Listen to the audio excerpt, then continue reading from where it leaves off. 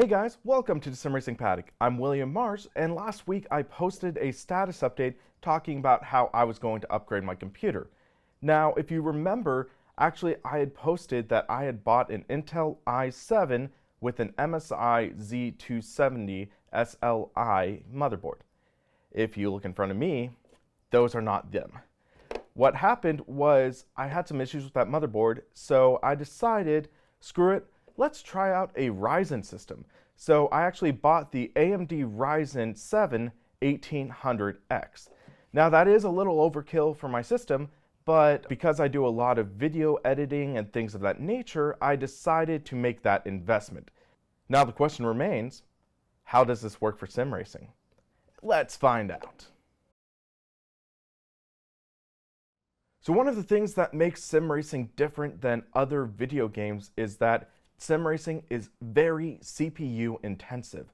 There are millions of calculations being processed, such as the tire physics, the car physics, aerodynamics, the other cars, and so on, which makes it very taxing on a CPU. I actually am moving from the AMD FX-8350 processor that I had in my system before, so that is a reasonable upgrade, and I wanted to see how much of an upgrade was going to happen. Despite AMD's FX-8350 being their top-of-the-line processor in 2013, it actually did struggle quite a bit with simulations, and that's even factoring in it was an 8-core processor. And even though it had 8 cores, it was struggling behind Intel's offerings, which were 4-core and lower even. So it was kind of disappointing to see that, but alas, I couldn't really do much about it until now when I did my system upgrade. So another question is, if I was burned by AMD before, why did I try going back again? And I think they really did learn from their mistakes, but also consider I actually did buy Intel first, so I was ready to jump ship to Team Blue, but when I opened my motherboard case, I actually noticed that it was tampered and it had some issues already, where I didn't even seat the CPU because the motherboard had unfortunately bent pins.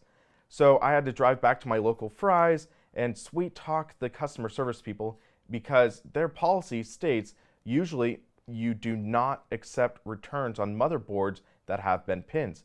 However, this was a motherboard that was damaged by a previous owner, and apparently it was repackaged, sold off as new. So I was disappointed with Fry's by that, but they ultimately did accept the return. I had to go to 2 Fry's stores and drive about 4 hours to do that, but alas, I did get that return done. And I decided, okay, well, there hasn't really been much coverage of Ryzen in a sim racer's environment, so why not try that myself? And as full disclosure, I did not get any money for this. I actually paid out of my own pocket.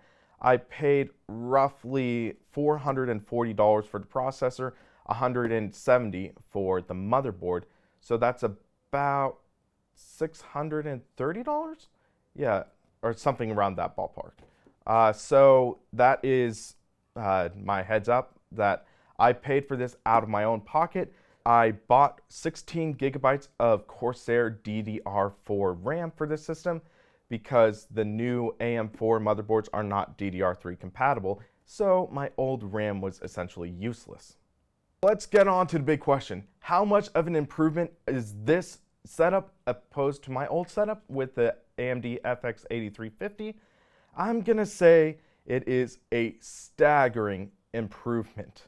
I actually, for the first time, am able to comfortably play race room racing experience with a full field of AI. That is something I have never been able to do with my old system, despite having a higher end graphics card. So I am really happy with that improvement. With my triples, it is able to handle this in stride most of the time.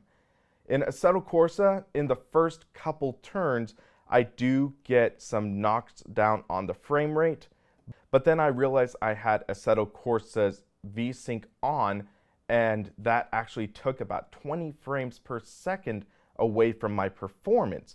So I removed that, and I got a major boost in performance, when I was in the first couple turns with VSync on, I was getting around 30 frames per second. And then with VSync off in that same environment, I was getting about 50. Also note that later on in the race, it was a smooth 60 plus frames per second, either with VSync on or off. So it was just the first few seconds of the race that was having the issues. I will say the biggest gains were in titles such as Race Room Racing Experience, Automobilista, and R Factor 2. And I have a bit of a theory for that. All three of those titles work on an ISI motor-based engine, and those are known to be some of the more CPU-intensive titles.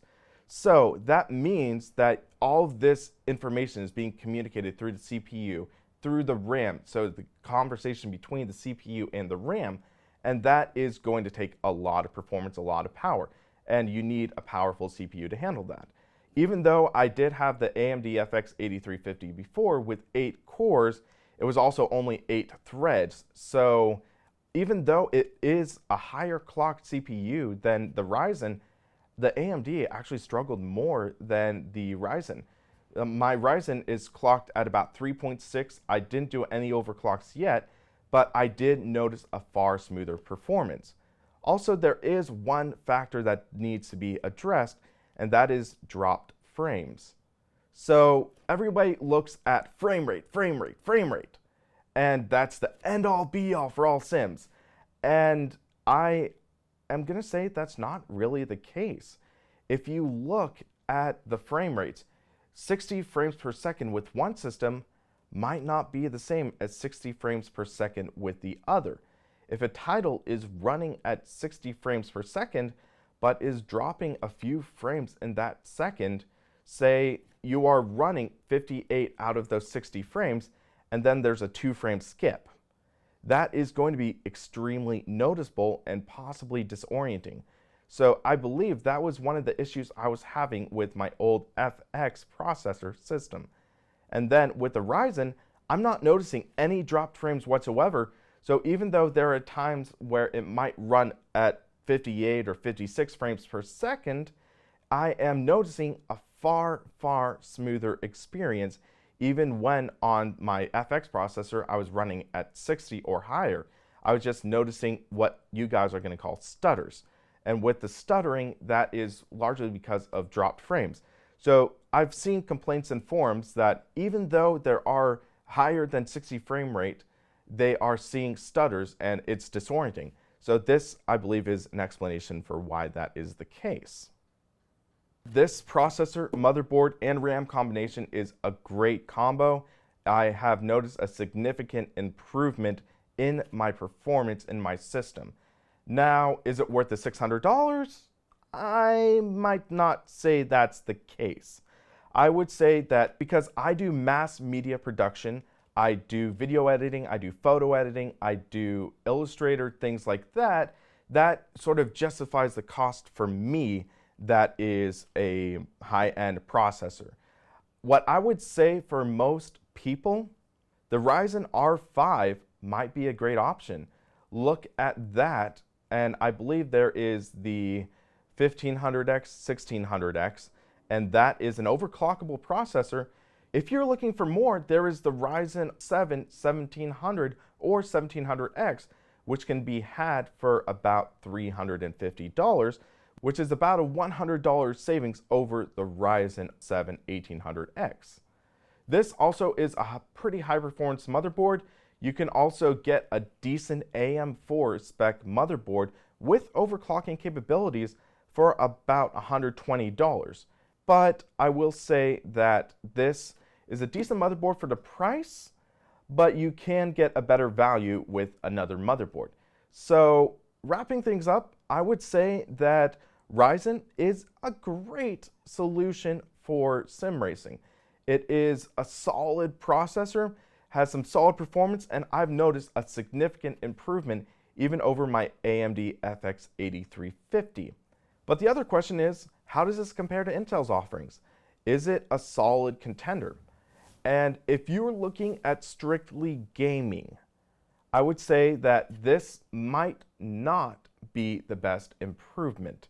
You might be able to get a 7700K for about $350, and then you can get a motherboard for 100 or 120, and that would be a great value in itself.